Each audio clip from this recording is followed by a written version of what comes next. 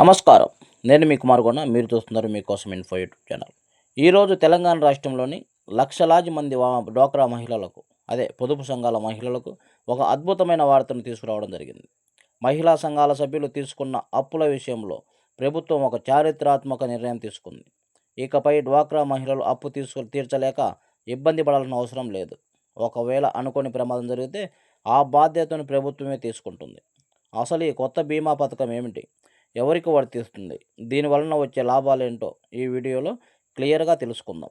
ఇప్పటివరకు ఎవరు కూడా నా ఛానల్ సబ్స్క్రైబ్ చేసుకోలేదో తప్పకుండా ప్రతి ఒక్కరు సబ్స్క్రైబ్ చేసుకొని సపోర్ట్ చేయవలసింది కోరుచున్నాను. వీడియో ఎక్కడ స్కిప్ చేయకుండా చివరి వరకు చూసి లబ్ధి పొందవలసిందిగా కోరుచున్నాను.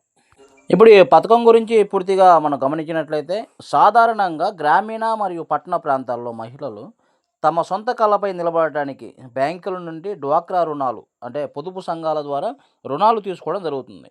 అయితే దురదృష్టవశాత్తు ఆ సంఘ సభ్యురాలు మరణించినట్లయితే ఆమె తీసుకున్న అప్పు మిగిలిన సభ్యుల మీద పడుతుంది, లేదా ఆ కుటుంబ సభ్యుల మీద భారం పడుతుంది.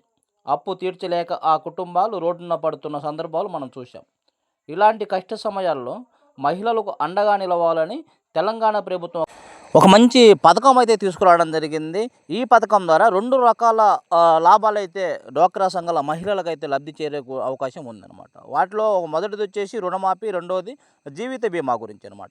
ఇప్పుడు రుణమాఫీ గురించి మనం చూసినట్లయితే, ఏదైనా కారణం చేత డ్వాక్రా మహిళ సభ్యురాలు మరణిస్తే ఆమె బ్యాంకులో తీసుకున్న అప్పును ఆమె కుటుంబం చెల్లించాల్సిన అవసరం లేకుండా ఆ బాకీ మొత్తాన్ని ప్రభుత్వమే బ్యాంకులకు చెల్లిస్తుందన్నమాట. ఇన్సూరెన్స్ రూపంలో బ్యాంకులకు ప్రభుత్వం చెల్లిస్తుంది. అది ఆ కుటుంబానికి పెద్ద ఊరట లభిస్తుంది. దాని ద్వారా తీసుకున్న సభ్యురాలు మరణించిన తర్వాత ఆ అప్పు మొత్తం కుటుంబం చెల్లించాల్సిన భారం లేకుండా ప్రభుత్వమే ఎంతైతే అప్పు ఉందో అంత అప్పును కూడా ఆ కుటుంబ సభ్యురాలి తరపున ఇన్సూరెన్స్ రూపంలో బ్యాంకుకు చెల్లించడం జరుగుతుందన్నమాట. ఇది బీమా పథకం గురించి, రుణ బీమా అంటారు ఈ పథకం గురించి. ఇక రెండో ఉపయోగం ఏంటంటే 10 లక్షల జీవిత బీమా.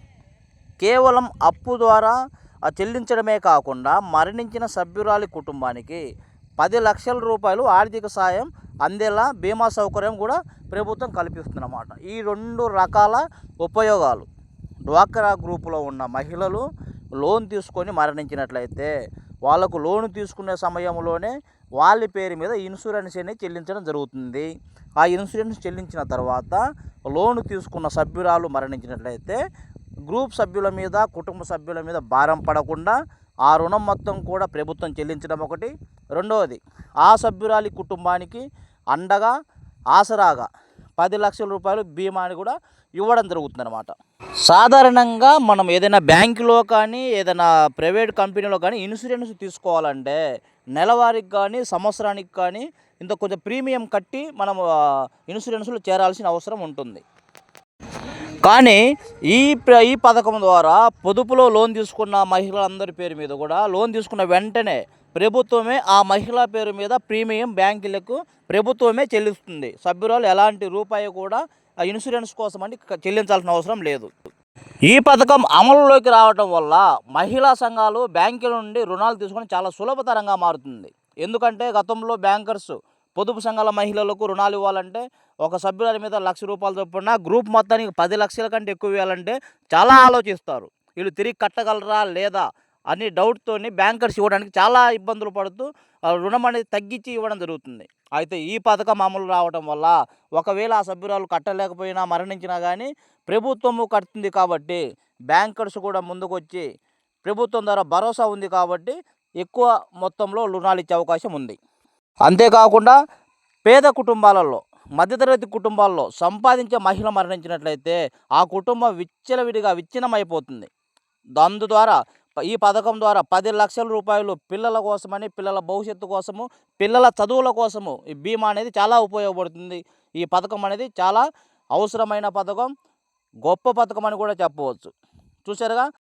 చూశారుగా ఫ్రెండ్స్, మహిళా సాధికారత కోసం ప్రభుత్వం తీసుకున్న ఈ నిర్ణయం నిజంగా అభినందనీయం. ఈ పథకం ఎప్పటి నుండి పూర్తి స్థాయిలో అమల్లోకి వస్తుంది, దరఖాస్తు విధానం ఏంటి అనే వివరాలు రాగానే మళ్ళీ మన ఛానల్లో అప్డేట్ చేస్తాను. ఈ ఉపయోగకరమైన సమాచారాన్ని మీ ఊర్లో ఉన్న డ్వాక్రా సంఘాల గ్రూప్ సభ్యులకు, అదేవిధంగా మీ ఫ్రెండ్స్కి, స్నేహితులకి షేర్ చేయవలసింది కోరుచున్నాం. మరిన్ని ఇంట్రెస్టింగ్ అప్డేట్స్ కోసం మన మీకోసం ఇన్ఫో యూట్యూబ్ ఛానల్ని ఫాలో అవుతూ ఉండండి. ధన్యవాదములు. నేను మీ కుమార్ గోన.